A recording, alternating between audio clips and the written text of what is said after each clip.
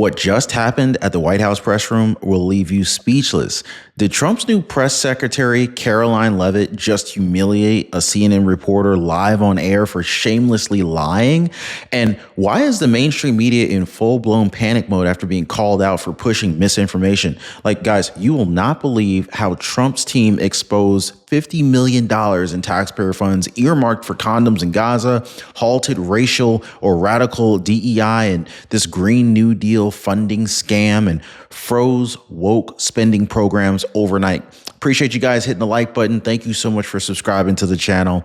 And I will say it's very easy to speak truth from this podium when you have a president who is implementing policies that are wildly popular with the American people. And that's exactly what this administration is doing. It's correcting the lies and the wrongs of the past 4 years, many of the lies that have been told to your faces in this very briefing room. I will not do that.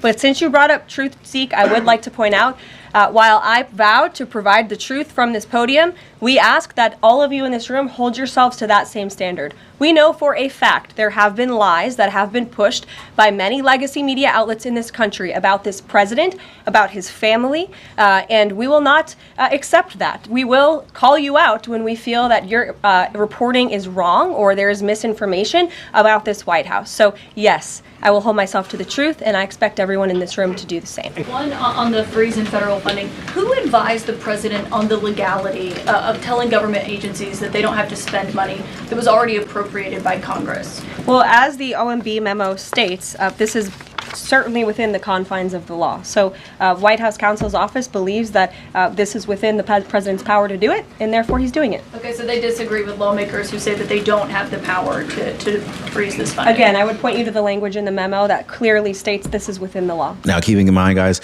that was Caitlin Collins from CNN. Across the board, freeze, with some exceptions for individual assistance, we understand, to federal grants. It's caused a lot of confusion around the country among Head Start providers, among providers services to homeless veterans, Medicaid providers, states saying they're having trouble accessing the portal. Could you help us clear up some of the confusion, give some certainty to folks, and also, is that uncertainty, how does that uncertainty service the president's voters? Well, I think there's only uncertainty in this room amongst the media. There's no uncertainty in this building. So let me provide the certainty and the clarity that all of you need. This is not a blanket pause on federal assistance and grant programs from the Trump administration. Individual assistance, that includes, I'm not naming everything that's included, but just to give you a few examples, Social Security benefits, Medicare benefits, food stamps, welfare benefits, assistance that is going directly to individuals will not be impacted by this pause. And I want to make that very clear to any Americans who are watching at home who may be a little bit confused about some of the media reporting. This administration, if you are receiving individual assistance from the federal government, you will still continue to receive that. However, it is the responsibility of this president and this administration to be good stewards of taxpayer dollars. That is something that President Trump campaigned on. That's why he has launched DOGE, the Department of Government Efficiency, who is working alongside OMB. And that's why OMB sent out this memo last night, because the president signed an executive order directing OMB to do just this.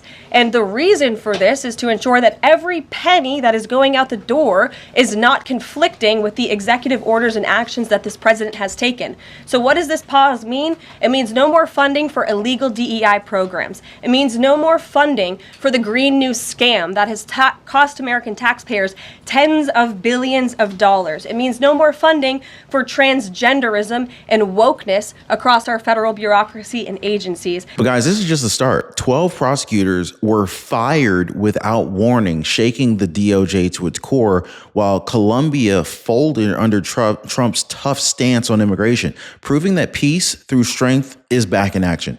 And ICE agents, well, they've never felt more empowered as mass deportations are underway. Hey, by the way, guys, if you're one of the real ones who really enjoy what we do here on the channel, you've got to check out the Inner Circle. This is where our true support. Hey, by the way, guys, if you're one of the real ones who really enjoy what we do here on the channel, you've got to check out the Inner Circle. This is where our true supporters get exclusive access to content that I just can't share here, completely commercial free. It's also the best way to keep this channel going going strong. So if you want to be a part of something special, join us over there. Links in the description or in the pinned comment down below. Get exclusive access to content that I just can't share here, completely commercial free.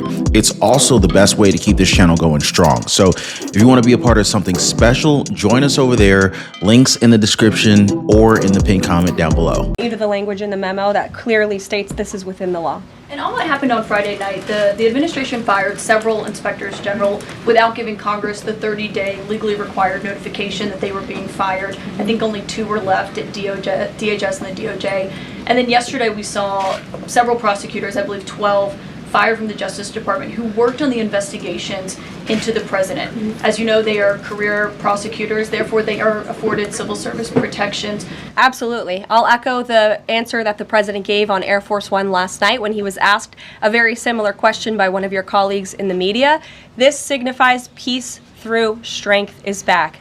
And this president will not tolerate illegal immigration into America's interior. And he expects every nation on this planet, again, to cooperate with the repatriation of their citizens who illegally entered into our country and broke America's laws. Won't be tolerated. And as you saw, the Colombian government quickly folded and agreed to all of President Trump's demands. Flights are underway once again. So is this Trump cleaning house once and for all? Like, is he really cleaning house like he promised us on the campaign trail? Or will Democrats and the media continue their emotional meltdown to try and distract us from his bold leadership? Well, I think that the answers will shock you. Tax dollars actually matter to this administration. You know, just during this pause, DOJ and OMB have actually found that there was $37 million that was about to go out the door to the World Health Organization, which is an organization, as you all know, that President Trump, with the swipe of his pen in that executive order, is no longer wants the United States to be a part of. So that wouldn't be in line with the president's agenda. DOJ and OMB also found that there was about to be 50 million taxpayer dollars that went out the door to fund condoms in Gaza. That is a preposterous waste of taxpayer money. So that's what this pause is focused on, being good stewards of tax dollars. So stay tuned, guys, as we unpack every jaw-dropping moment, and from media lies being exposed to Trump's total war on wasteful spending. This isn't just another press briefing, guys. This is Washington in free fall, and the stakes could not be higher. So in a fiery briefing, the Trump administration laid down the law and sent a very clear message to the American people and to the media. This is an administration that stands for truth, for accountability, and protecting taxpayer dollars, no matter how hard the mainstream media tries to spin it. Now, the spokesperson, Caroline Leavitt, Trump's press secretary for the White House, she didn't mince no words, calling out the media's history of pushing misinformation and then like calling other people who basically reject their propaganda, calling their information as misinformation. They've been lying to the American public for years and lying about the Trump administration. But we're vowing, and Trump is vowing, to correct the record with very bold transparency. Watch. But since you brought up Truth Seek, I would like to point out, while I vowed to provide the truth from this podium, we ask that all of you in this room hold yourselves to that same standard. We know for a fact there have been lies that have been pushed by many legacy media outlets in this country about this president, about his family, and we will not accept that. We will call you out when we feel that your reporting is wrong or there is misinformation about this White House. So yes, I will hold myself to the truth, and I expect everyone in this room to do the same. So while Democrats continue their emotional crusade and media allies obsess over non-stories, Trump's team is hard at work cleaning up this whole fiscal disaster left behind by the Biden administration.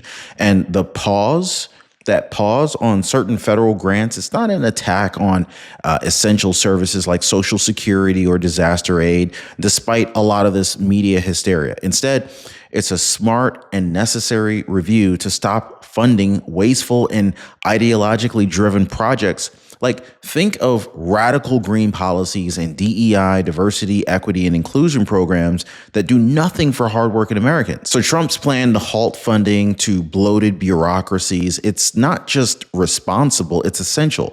Examples of absurd expenditures uncovered during this pause include $500 million for freaking condom distributions in Gaza, and millions more to the World Health Organization. This is an entity that Trump rightly distanced the United States from.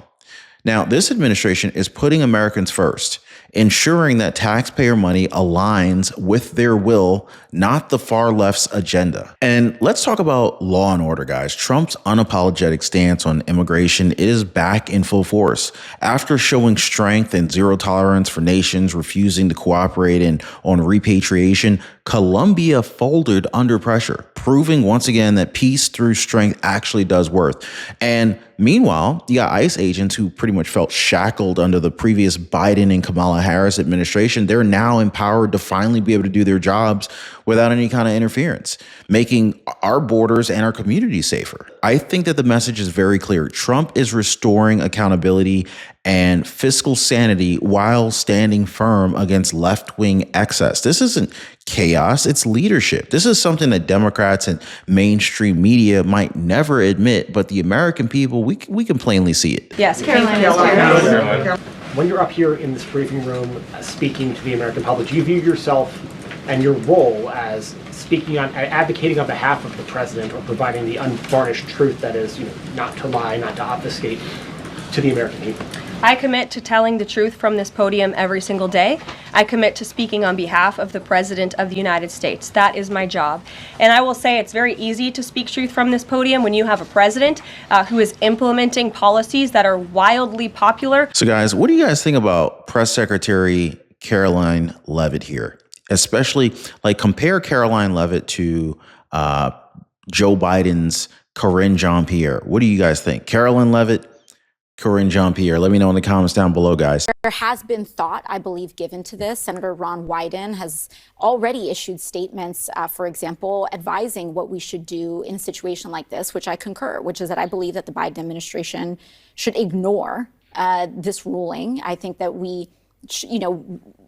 the courts have the legitimacy and they rely on the legitimacy of their rulings. And what they are currently doing is engaged in an unprecedented and dramatic erosion of the legitimacy of the courts. It is the justices themselves, through the deeply partisan and unfounded nature of these rulings, that are undermining their own enforcement. So you're saying the Biden administration should ignore this court, but what does that look like? What does that actually mean? I think the interesting thing when it comes to a ruling is that it relies on enforcement.